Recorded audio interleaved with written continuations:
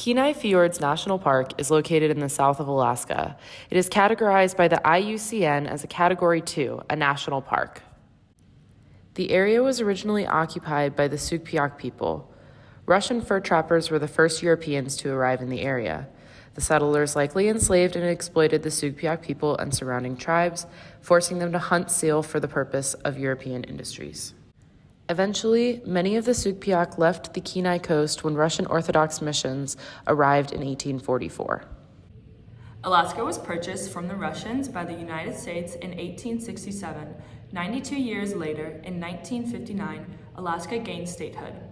Jimmy Carter used the power of the Antiquities Act to protect several natural areas in Alaska, including Kenai Fjords, which was officially recognized as a national park in 1980 under the Alaska National Interest Land Conservation Act.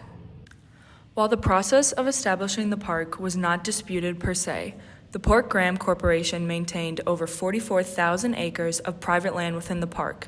The Port Graham Corporation is a native Alaskan corporation that is led by descendants of the original inhabitants of the Kenai Fjords.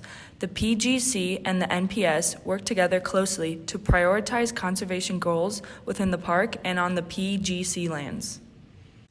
Throughout the history and development of the park, several factors have threatened the conservation values of the area.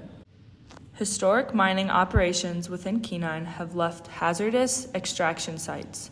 Unsafe structures and toxic chemicals from these sites pose a danger to both visitors and wildlife within the park.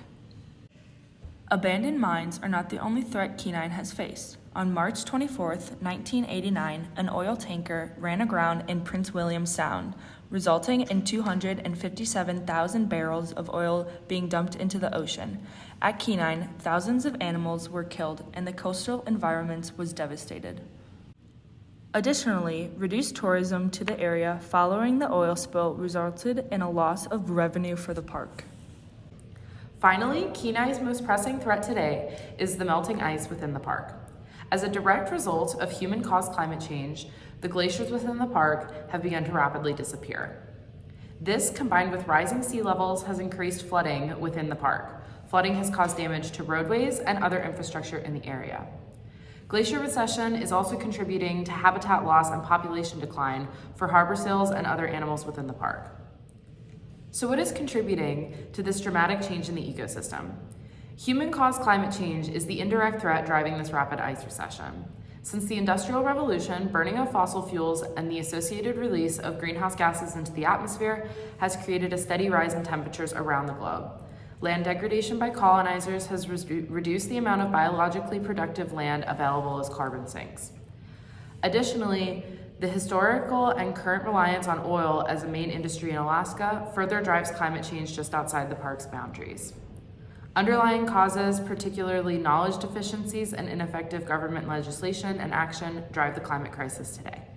The NPS exemplifies 3 key management principles within Kenai National Park.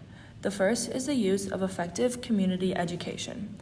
The NPS is working with the Alaskan community to educate the public on climate change and receding ice levels within Kenai National Park.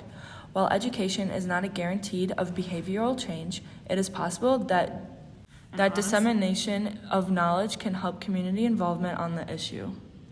Another management principle demonstrated within the park is immediate intervention to prevent further damage. The NPS and the Western Federal Lands Highway Division started a project on Exit Glacier Road within the park, which is one of the main roads, and has experienced increased flooding events as a result of climate change and ice melt. The main goal is to prevent recurring damage to the road and address this issue before the damage becomes unsolvable. The third and final management principle is a systematic assessment of human-caused threats to aid in effective management. The NPS participates in multiple ongoing assessments and monitoring projects in order to have a full picture of the threat of human-caused climate change to the park and to the ice. Some assessment projects at Kenai Fjords include annual mapping of recession at Exit Glacier and a collaboration with the USGS to assess flooding patterns and damages within the park. The park also employs several specific management tools to achieve their conservation goals. The first is planning legislation, like the NPS Green Parks Plan, which is meant to help reduce greenhouse gas emissions within the park through management of energy use, transportation management, and waste management. The second planning tool is looking at the risk and incident management as the climate is changing within the park, affecting different aspects. An example is looking at how the tourist population may change at different levels of glacial retreat. The last planning tool is an overall process of monitoring and evaluation of the park as the landscape is constantly being affected by increased temperatures. In a report published by the National Park Service entitled The State of Our Park Report, Kenai Fjords National Park announced that future planning in response to increase in climate change will be necessary.